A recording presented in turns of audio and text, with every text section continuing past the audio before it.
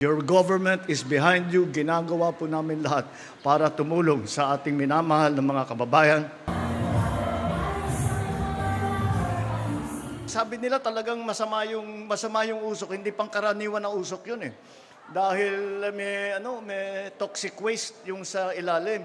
Ang naging problema po ay ang basurahan ay napakalalim. 2 stories pala, ganyan kataas yung basura. Kaya't yung apoy hanggang dito sa baba.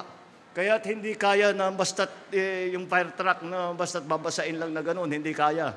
Kaya't kailangan talagang patayin, tabunan ng lupa.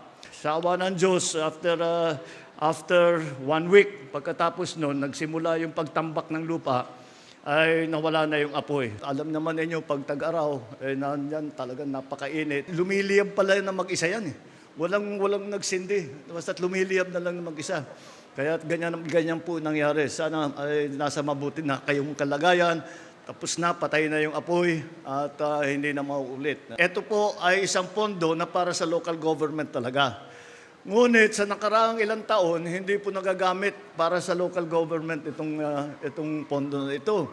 Kaya nung nakaupo na ako, sabi ko, ito na yung pagkakataon natin. Gamitin na natin sa tama yung LGSF, Local Government Support Fund.